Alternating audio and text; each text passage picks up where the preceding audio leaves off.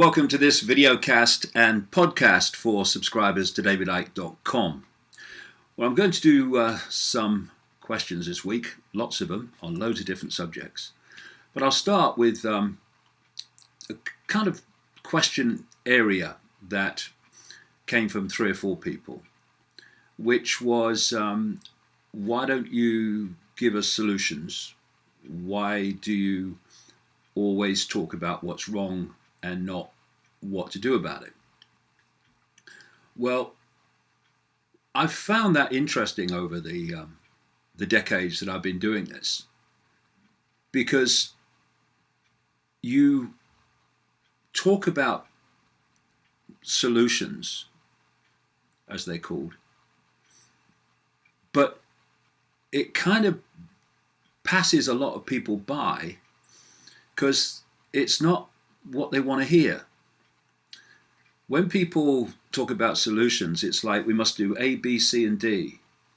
We must have a meeting. We must take minutes and stuff like that. But as I'll get into, there's no solutions coming from there. The action that we take comes from the attitudes we have, the perceptions we have, and how willing we are to take personal responsibility for what's happening instead of passing it on to other people. And in terms of talking about positive things, what is more positive than what I've been pointing out all these years? That we are not our bodies, we are not our names and our life stories, they are our experiences. We are infinite awareness, a state of being aware.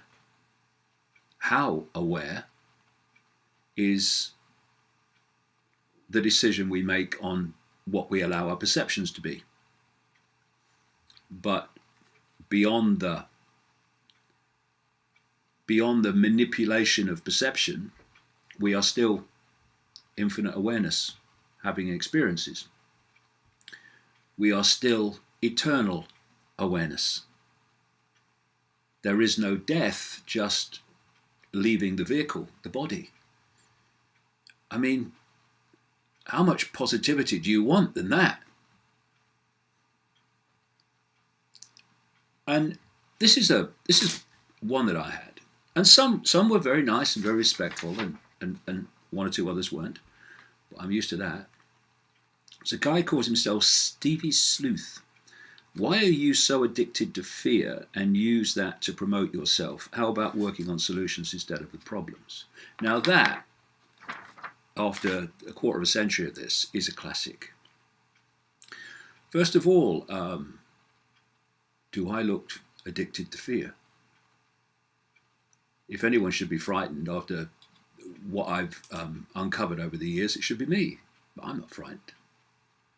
And it's funny how people relate fear to uncovering things that we need to know about. Because if we don't know about them, and therefore do not have at least the opportunity to do something about it, then they go on happening. And if you look around the world and you look at all the expressions of this global network that I'm exposing in terms of the horrors and the reasons to fear, well, that's what happens when these things unfold, with most people having no idea why they're happening or what's behind it, except what the mainstream media has told them. And so if people choose to be in fear of what is uncovered about what is behind them, well, that's their problem and it's their decision. You can look at it in fear, oh my God, or you can say, fantastic, Now I'm starting to get an understanding of what's happening and what's behind it and the methods that are used to manipulate me. So thus I can be a lot less manipulated than I was before. That's a great thing. That's one way of looking at this information as it comes to light. Another one is, oh my God, shut up, you're frightening people. Well, stick around if you're talking about frightening people and see what's happening. Get even closer to its planned end. And then there's this idea that exposing the problem can be somehow divorced from doing something about it. I've always found that very weird, personally. Okay, I've got some solutions. Oh yeah, what for? For what's happening? Well, what's happening? Well, I can't tell you, or I'll be promoting myself through fear and frightening people. Can't tell you, but here's some solutions. What are you talking about? How can you have solutions to something you don't know what's going on? Go away. So, a massive, massive part of bringing an end to this global manipulation and its endless faces and facets is to expose A, that it's going on, B, what's behind it, and C, the methods of manipulation it uses, so we stop being manipulated to do its will, believing that we're not. It's extraordinary. How do you change something if you don't know what needs changing? How can you stop being manipulated by something if you don't know that something exists and you don't know how it manipulates? So massively part of the addressing of what's going on is to know what there is to be addressed. And then there's this idea I get from some people here and there. Oh, well, you said that before. I've heard that. And? Your point is? There are billions of people in this world, billions of people, who have not had access to any other explanation of the world and world events than the mainstream. And so what we need to do to challenge that is to say things once and put things out once, and then that'll sort it, won't it?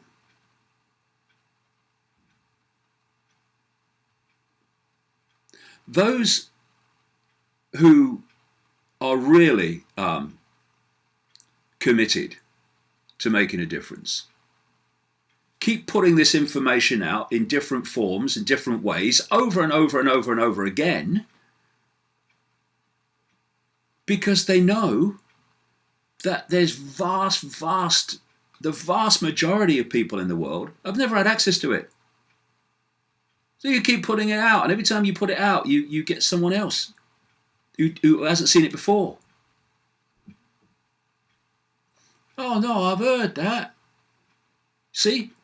Me. Another expression of the me-centric world. Okay, you've heard it. Okay, what are you going to do about it? We'll wait for you to give us some solutions. Here we go, round and bloody round. We tend not to like hearing solutions that involve personal responsibility, and thus they kind of go through, don't register. See, he never gives any solutions. And anyway, the world is drowning in solutions that lead to other problems that then demand other solutions.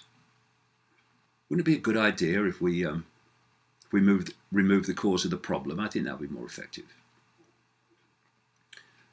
So what is the problem? It is the program, as I call it. It's the programmed perceptions of the human population who have been systematically put before that programming and subject to that programming from the moment they entered the world until the moment they leave it, through education and the media and all these things, science and medicine, all these expressions of the system that are telling you what is, what isn't, what's possible, what's not possible, what's credible, what's not. And when you challenge these assumptions of the system, then they just fall before your eyes. And you suddenly realize that the very nature of who we are, the very nature of reality itself, is being systematically kept from us, and we're being sold a fake one. A fake one that gets us to self-identify with our name as who we are, with our body as who we are, with our life story as who we are, our sex who we are, our color, race as who we are, where they're just experiences for the real self, which is infinite awareness having that experience. It's that infinite awareness, a state of being aware, that near-death experiencers talk about experiencing when they leave the body and they leave the lens, the vehicle, the biological computer that is decoding reality in a certain way. I mean, just think about it. The particles that make up your body actually exist in many places at the same time. They actually have no single location. The world that we think exists and is so real and we have to find solutions within is merely a construct in the brain. A small part of the brain that decodes information into visual information, electrical information into visual information. There is no out there as we perceive it. It's all going on in here when information is decoded, like a computer decoding the Wi-Fi. And what information we decode and the range of information we decode and the understanding that we decode depends on our own perceptions. If we have pea-sized perceptions of everything and pea-sized perceptions of ourselves, I'm just little me, what can I do? I've got no power. Then collectively, we are ripe for control by the few, and that's what's happened. And if we don't open our minds, and much else besides, and see beyond the program, see beyond the reality that we downloaded all our lives, and the sense of limitation, the sense of I can't, the sense that this physical five-sense world is all that exists, when in fact it only exists in a decoded part of the brain, then we'll live in a certain kind of world that is open to be controlled by a few of a certain kind of people. If we perceive the world to be a series of different races, different religions, different everything, then we can be manipulated into being divided and ruled between all those fault lines. I don't like you because you've got a different religion to me. I don't like you, you're a different colour to me. And all this bloody nonsense. I don't like you because you've said something that's just upset me. I want to save space. then we'll live in a certain kind of world and be easily open to mass manipulation and mass control. Or we can look in the mirror or look beyond the program. And we can not only accept the concept that we are awareness having an experience, infinite awareness having an experience, but actually live from that perspective. That not that I'm David Icke, it's my experience currently, but that I am infinite awareness having that experience.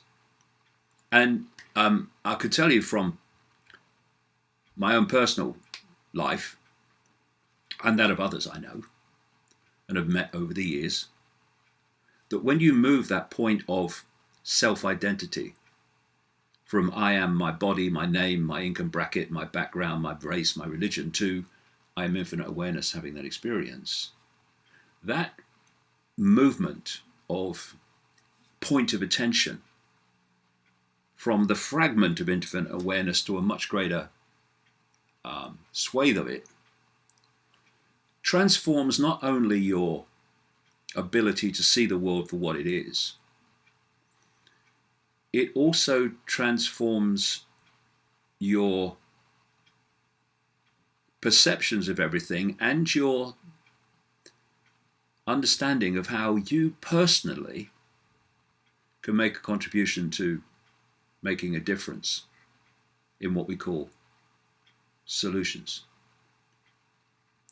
And when people say, tell me what to do, tell us what to do, give us some solutions,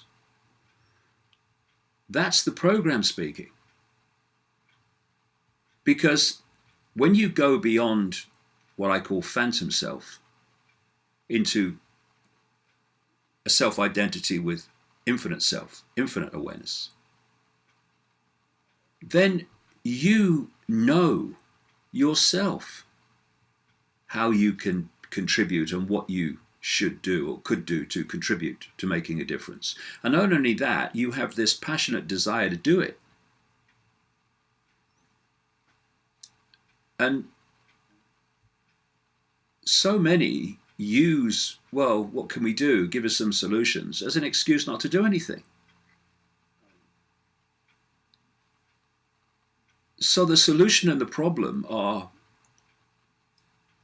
indivisible, but people want to see the other. And,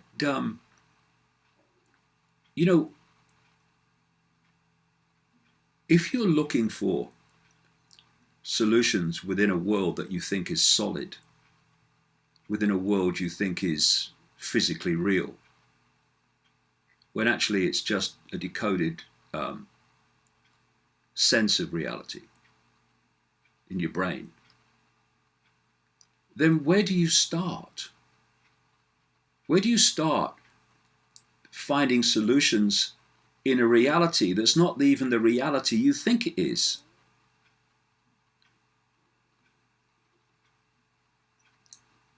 This world is a projection. It's a projection of something from the unseen, energetic information, perceptions, emotions that are projected from the unseen into this illusory physical reality. You're not going to find solutions to anything within this reality because it's just a movie. You're not going to find ways of changing the movie on a movie screen. You can complain all you like about the movie. The movie's the movie. You've got to go and find where the movie's being projected from, and then you change the movie, because the movie has to change if what it's projected from changes. And that means changing ourselves. It means looking in the mirror and saying, how am I contributing to what I want to challenge? People talk about what are the solutions, and you see them on the internet and social media. Really vicious, aggressive. You're doing this, you're doing that with solutions. They're not all like that. Some are very respectful, like I said, but you get that. And that is classically part of the problem. This disunity, this desire to abuse, this classic divide and rule that people contribute to all the time, almost without exception. Everybody gets pulled into it in some level. Well, that's adding to the problem. So if we stop doing it, then we're adding to the solution or removing the problem, and thus changing the way the problem manifested. If we stopped abusing each other and fighting each other over religion and race and gender, not a bloody vehicle for divide and rule, that is now, then we're contributing to the change that needs to take place to stop what we don't like happening. And it's a choice, really, ironically, from what Stevie Sleuth said. It's a choice in the end between fear and love. Not love in the sense of attraction, but love in the greater, infinite sense. And we can make that choice whenever we like. We can look at information coming to light, and we can say, that's frightening, shut up. So you're giving in to fear. And where's that going to take us? Except deeper into what we don't like. Or you can come from a point of love, in its infinite sense. Not I love you, darling, saw you down the disco. Love. Love that expresses itself far more through friendship than through physical attraction. Friends are normally always there no matter what. Those physically attracted, and what we call love, often are not there when they're needed. And so, coming from that point of love, it's, okay, you have that religion, that's fine, so long as you don't oppose it to anyone else. You have that religion, that's fine, so long as you don't oppose it to anyone else. You have that race, you have that race, well, okay, they're just vehicles for infinite awareness. We're all the same infinite awareness, they're just vehicles. You have that opinion, fine, I don't agree with it, but you have a right to have it. Oh, you want to say that? Well, I don't agree with what you're saying, but if I believe in free speech, then I agree that you should be able to say it. And then it can be debated. And so on and so on and so on it goes. All these things that are solutions staring us in the face. And but they pass people by because they want a list and minutes and stuff, like I say. The solutions are in the mirror. But how many people want to look there? How many people, when they realize that they could take responsibility and they could make contributions to circulating information that will give people the fix on what's going on, but they won't do it. And they won't do it because they don't want the consequences of doing it. They don't want the abuse. They don't want the dismissal. They don't want the ridicule. Well, don't do it then. But then don't say to me, where are the solutions? Because there they are, but don't want to go there. You know, when you wake up to another view of life, another understanding of what's actually happening behind all that appears to be happening, there's a responsibility in that as well.